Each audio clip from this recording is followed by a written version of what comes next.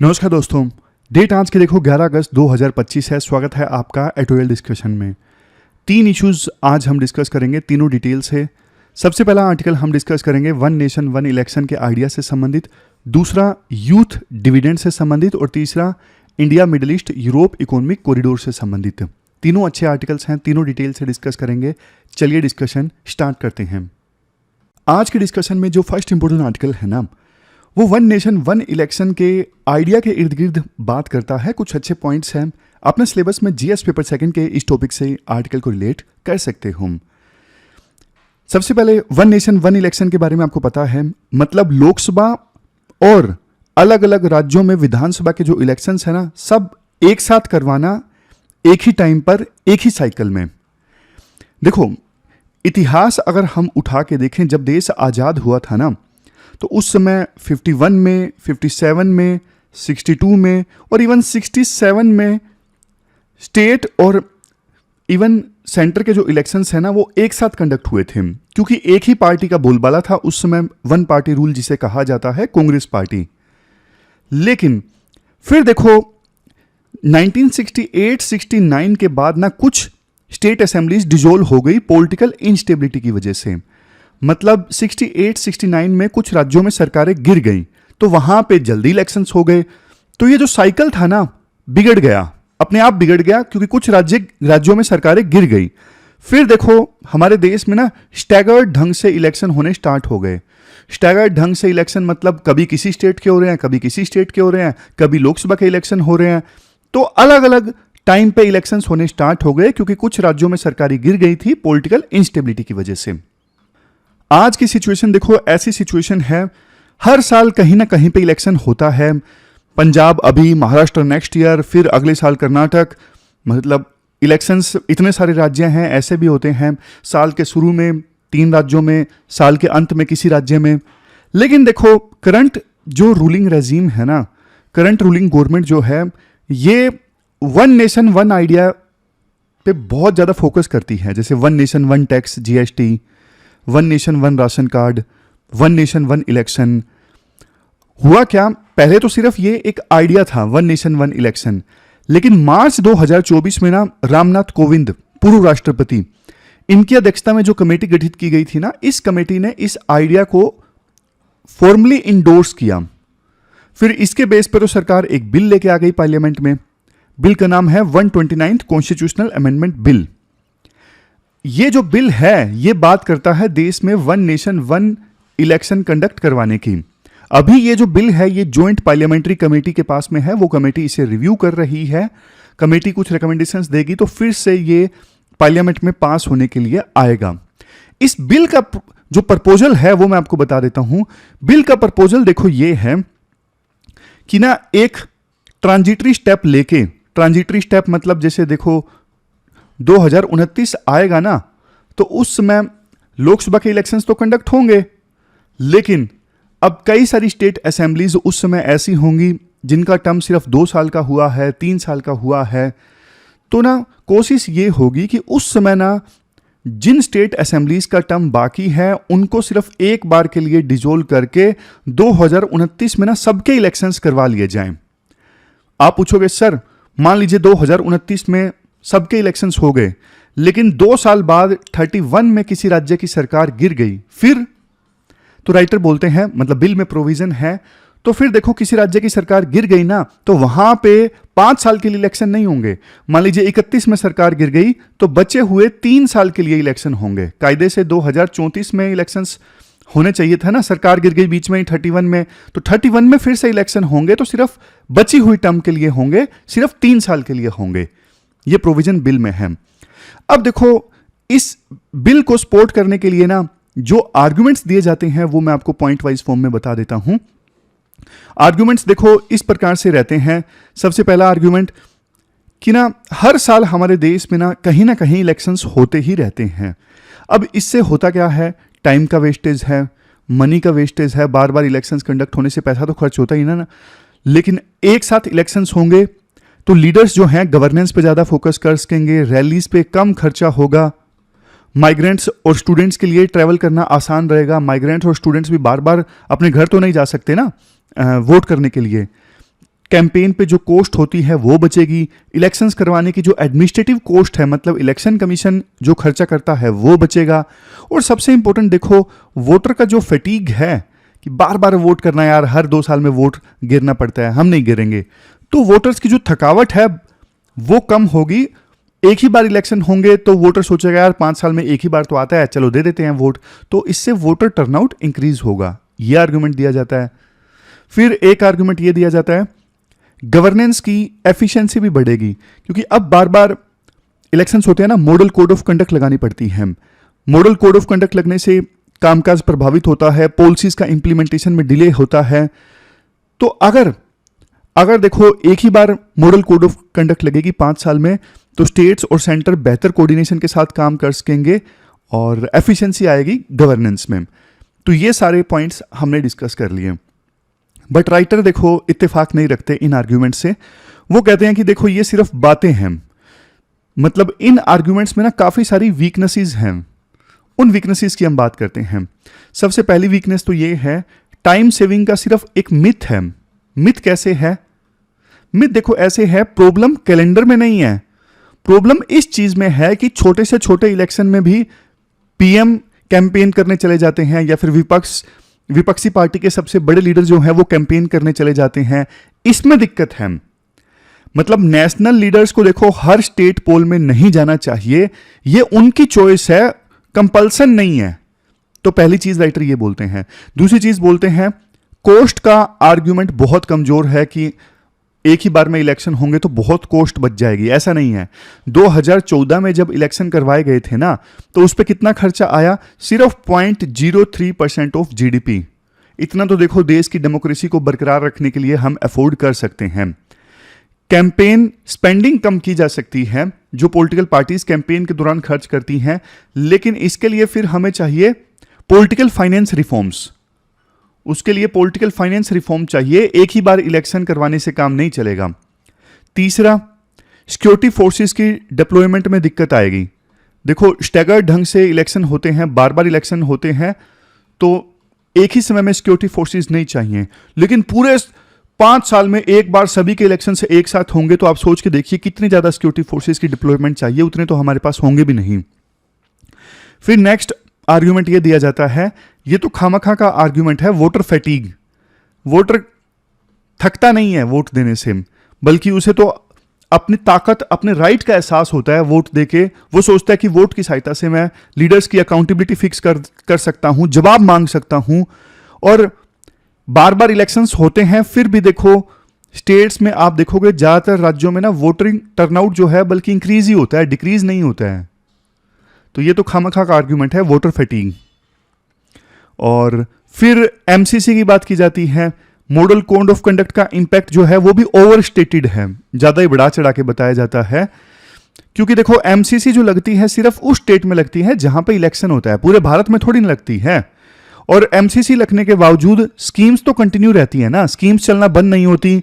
और सिर्फ नई स्कीम्स नहीं चलाई जा सकती, वो 30-40 दिनों के लिए होता है, ज्यादा दिनों के लिए नहीं होता है। नेक्स्ट पॉइंट, अगर देखो सारे इलेक्शंस एक साथ होते हैं और बीच में किसी स्टेट की सरकार गिर जाती है, तब भी तो उस स्टेट में इलेक्शंस करवाना ही पड़ेगा ना। तो फिर फायदा क्या हुआ एक साथ इलेक्शंस करवाने का? तो ये सारे points writer one nation one idea के अगेंस्ट देते हैं। तो ये सारे पॉइंट्स तो देखो जनरल पॉइंट्स हैं, लेकिन इसके बाद ना राइटर कुछ डेमोक्रेसी और फेडरलिज्म संबंधित कंसर्न्स भी बताते हैं। डेमोक्रेसी एंड फेडरलिज्म संबंधित कंसर्न्स में राइटर ये बोलते हैं कि देखो हमारी जो डेमोक्रेसी है ना, हमारी डेमोक्रेसी ने वेस्टमिनिस्टर मॉडल अपनाया है। वेस्टमिनिस्टर मॉडल कि कोई भी सरकार तब तक सत्ता में रहेगी जब तक मेजोरिटी है, और मेजोरिटी खत्म होते ही वो सत्ता से आउट हो जाएगी। अब देखो होगा क्या, जैसे मैंने आपको पहले बताया था, मान लीजिए 29 में सारे इलेक्शन से एक साथ हुए, लेकिन 2 साल बाद 31 में किसी राज्य की सरकार गिर गई, वहां पे फिर से जो इलेक्शंस होंगे वो 3 साल के लिए होंगे, ताकि 34 में सारे इलेक्शंस फिर से एक साथ हों।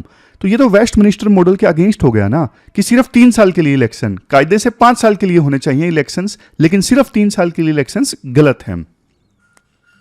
फिर नेक्स्ट पॉइंट में राइटर ये बोलते हैं पब्लिक पार्टिसिपेशन का स्कोप कम हो जाएगा। अब देखो बार बार पब्लिक ना डेमोक्रेसी में पार्टिसिपेट करती है, तो जो डोमिनेंट पार्टी होती है ना, उस पर भी एक चेक रहता है, बार बार लोगों को ना वोट देने का मौका मिलता है, लेकिन 5 साल में एक बार सिर्फ इलेक्शन होगा तो वोटर्स कम अकाउंटेबिलिटी फिक्स कर सकेंगे लीडर्स की।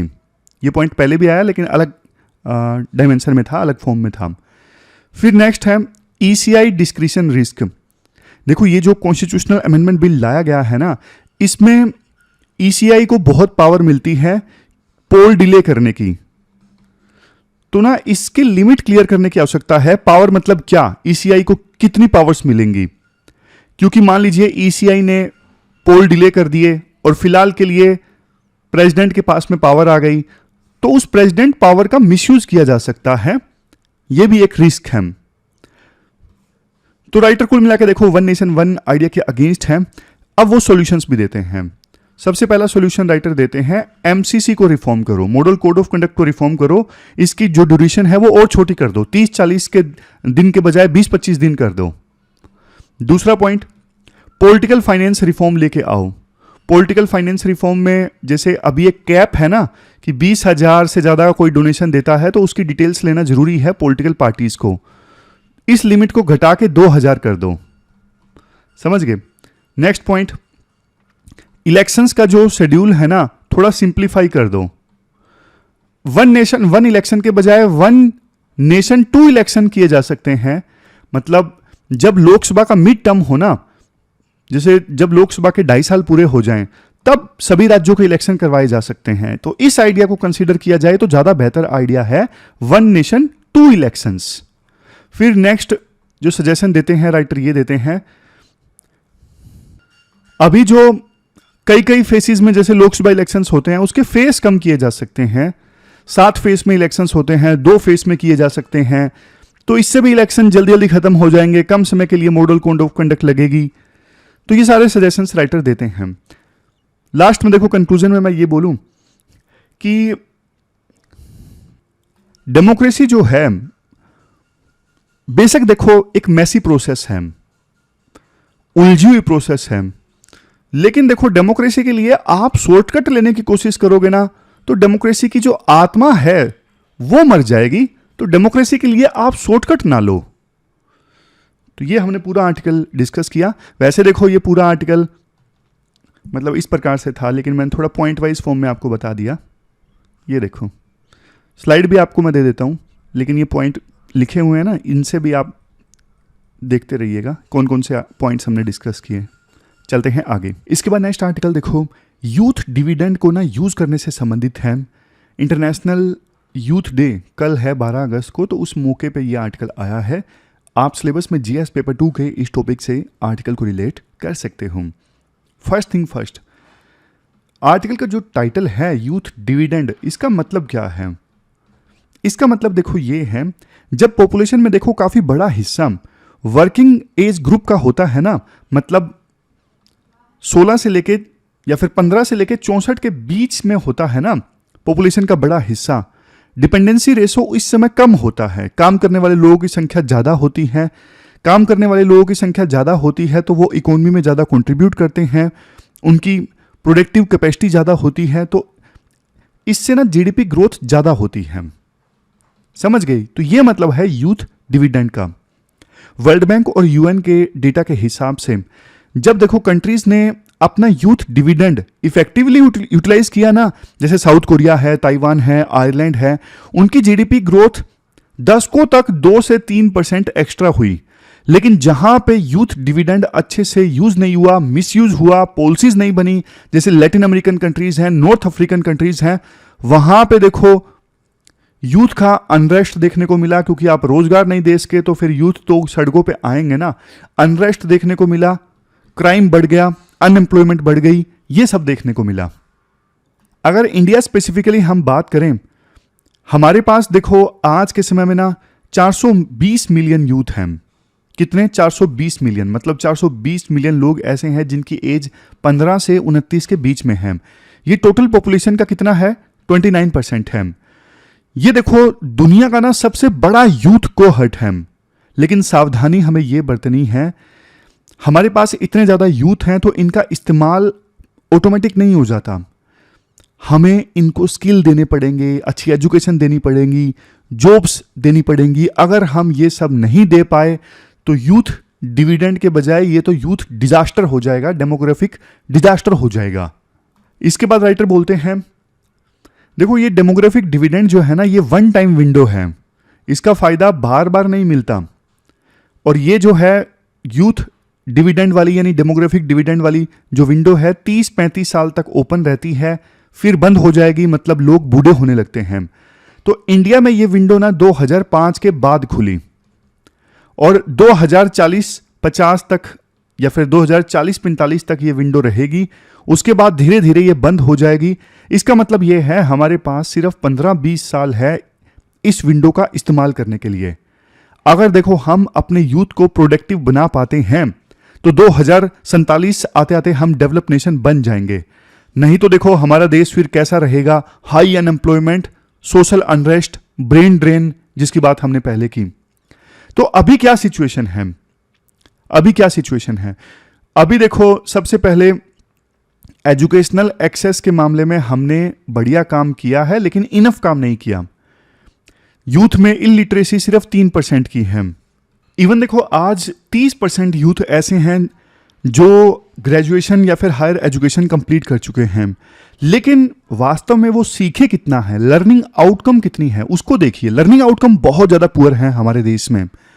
वर्ल्ड बैंक की रिपोर्ट है, नाम है लर्निंग पॉवर्टी, ये जो आप स्क्रीन पे देख रहे हो, लर्निंग पॉवर्टी नाम से वर्ल्ड बैंक की रिपोर्ट है। इसमें यह बोला गया कि 10 साल की उम्र में बेसिक रीडिंग और न्यूमरेसी ना आना बहुत ज़्यादा कॉमन है हमारे देश में।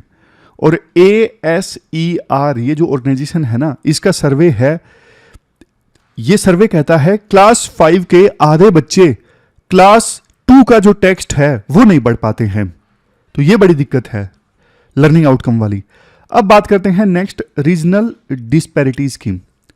रीजनल डिस्पैरिटीज देखो, केरला, तमिलनाडु, यहां पे 50% या फिर इससे ज्यादा जो यूथ हैं वो ग्रेजुएट्स हैं। लेकिन कुछ राज्य जैसे बिहार है, MP है, राजस्थान है, यूपी है, यहां पे सिर्फ 20 से 22% यूथ आपको ग्रेजुएट मिलेंगे। बिहार में 25% यूथ सिर्फ प्राइमरी एजुकेशन उन्होंने हासिल की है, प्राइमरी स्कूल तक वो पढ़े हैं। रिजल्ट क्या निकलता है? रिजल्ट ये निकलता है जो गरीब राज्य है ना, जो पुअर स्टेट्स हैं, वहां के जो यूथ है ना माइग्रेट करते हैं दूसरे राज्यों में लो क्वालिटी जॉब्स हासिल करने के लिए। तो ये दिक्कत है।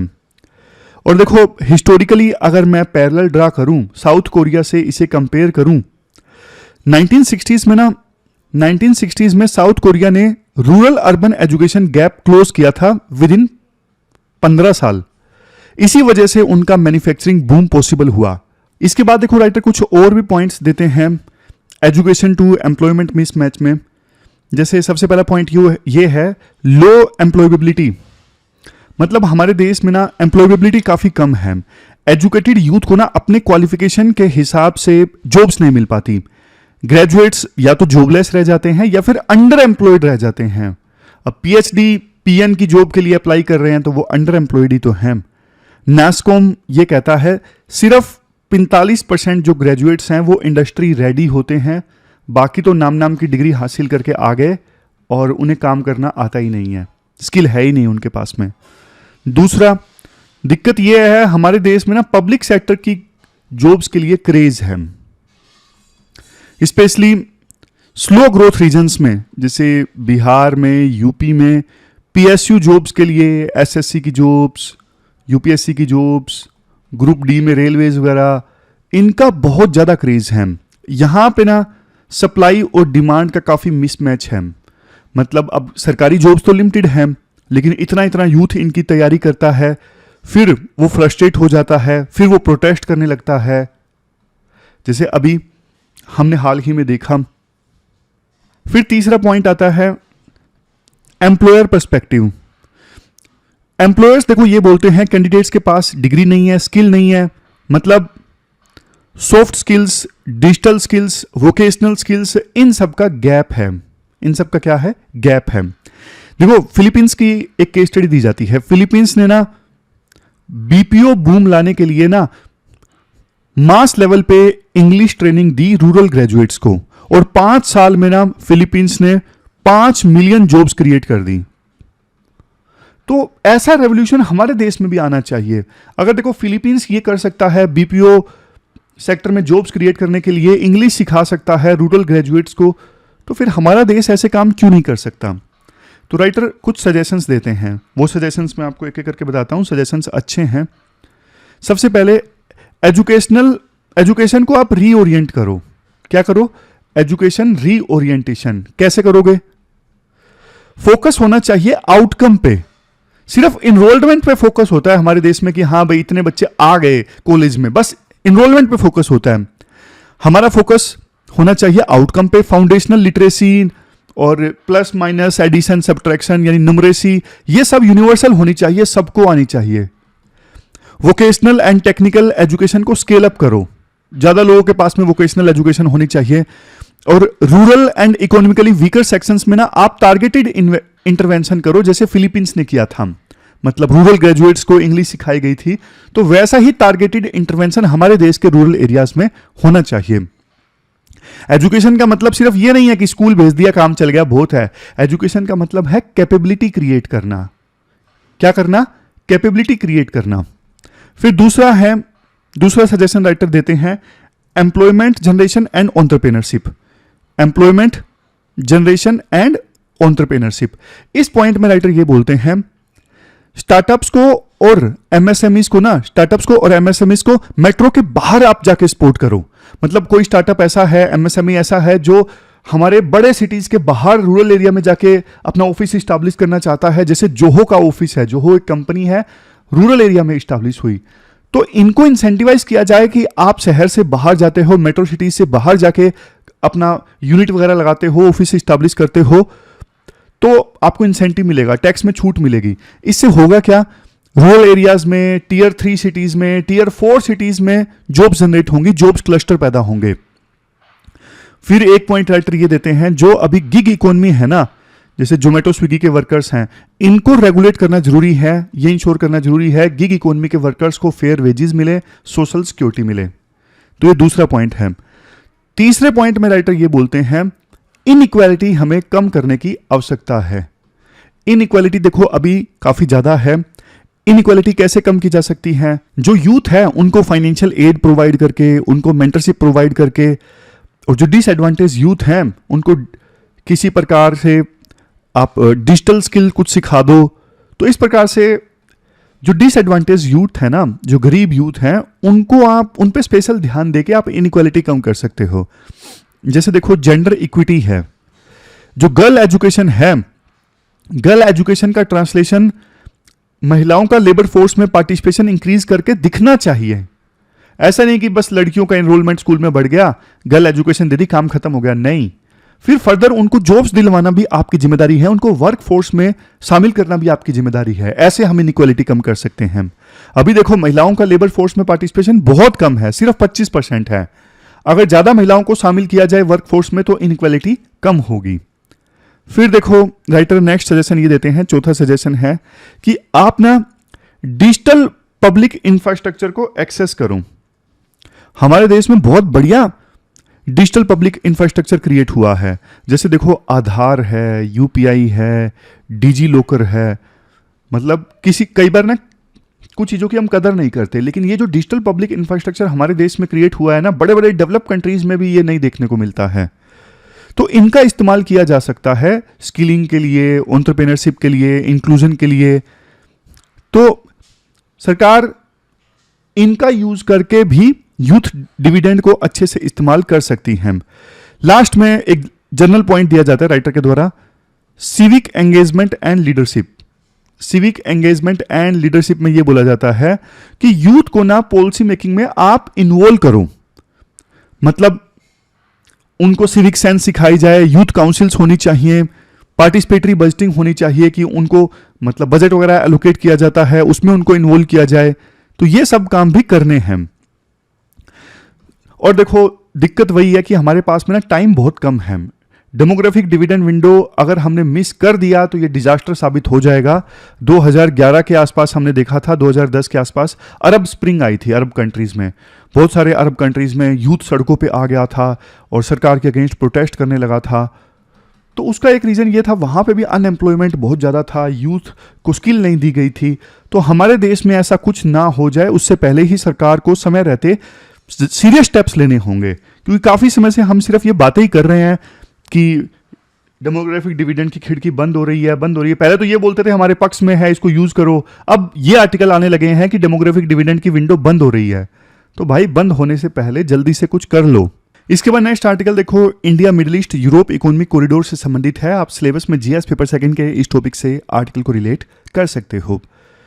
India middle east Europe economic corridor, ये देखो न्यू दिल्ली में जब G20 का समिट ऑर्गेनाइज हुआ था ना, तो उस मौके पर इसे अनाउंस किया गया था। ऑब्जेक्टिव क्या था? ऑब्जेक्टिव ये था, एशिया, अरेबियन गल्फ और यूरोप के बीच में, किन किन के बीच में? एक तरफ देखो एशिया, बीच में अरेबियन गल्फ और यहाँ पे यूरोप, तो तीनों के बीच में एक कनेक्टिविटी वाला कॉरिडोर इस्टेब्लिश करना, ये मकसद था।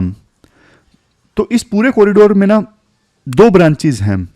पहला देखो इंडिया से लेके गल्फ के बीच में, ये वाला, समझ गए? इसमें इंडिया के वेस्टर्न पोर्ट्स को यूएई से जोड़ा जाता है, यहां पे है।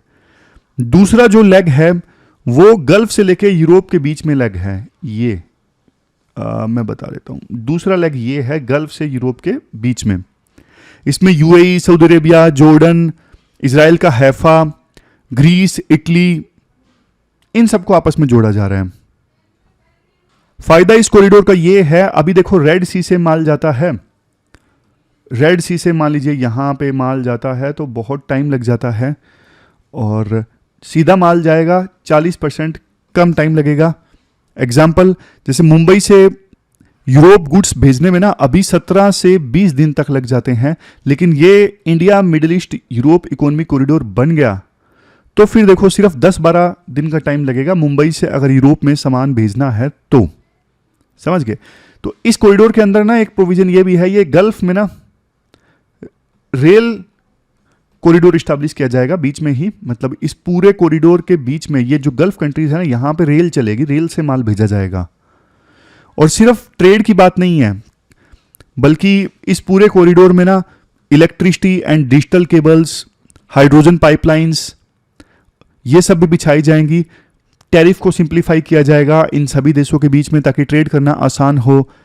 और कॉरिडोर वाइज इंश्योरेंस सिस्टम होगा, अगर माल भेजने में कुछ डिसरप्शन आता है, नुकसान होता है, तो उसके लिए इंश्योरेंस सिस्टम होगा। पोर्ट की जो कैपेसिटी है उसे अपग्रेड किया जाएगा, क्योंकि मुंबई से यूएई में मान लीजिए माल उतरेगा, वहाँ पे पोर्ट की कैपेसिटी ज़्यादा होनी चाहिए ना, और रेल तक यहाँ पहुँच जाएगा सामान, यहाँ पे फिर से पोर्ट पर शिप में चढ़ाया जाएगा, तो पोर्ट की कैपेसिटी ज़्यादा होनी चाहिए सामान हैंडल करने की।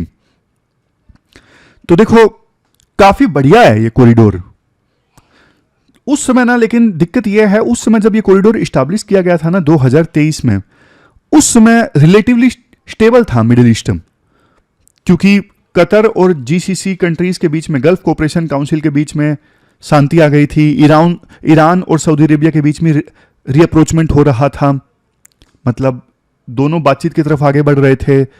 इसके अलावा अब्राहम अकॉर्ड के बाद इवन अरब देशों के बीच में और इजराइल के बीच में भी कोऑपरेशन स्टार्ट हो गया था। सऊदी अरेबिया और इजराइल ये दोनों भी करीब आ रहे थे, जो हिस्टोरिकली एक दूसरे को पसंद नहीं करते थे। अरब कंट्रीज पैलेस्टीन इशू पे सॉफ्ट हो रहे थे। ये सब चल रहा था उस समय जब ये अनाउंस किया गया था। लेकिन देखो जब से ये गाजा वार हुआ है ना, जब से ये हमास और इजराइल के बीच में युद्ध स्टार्ट हुआ, तब से तो पूरी तस्वीर ही बदल गई। अक्टूबर 2023 में स्टार्ट हुआ था गाजा वार, अभी तक 61,000 लोगों की डेथ हो चुकी है। और ये जो कॉरिडोर है ना IMEC, इसका जो गल्फ यूरोप लेग है ना, मैं आपको दिखा भी देता हूं। ये देखो यहां पे, ये एक सेकंड में ये मिटा देता हूं सारा ताकि आपको आसानी से समझ में आ जाए। ये जो गल्फ से लेके यूरोप के बीच का रास्ता है ना, अब ये रास्ता होके गुजरता है इजराइल और जॉर्डन से।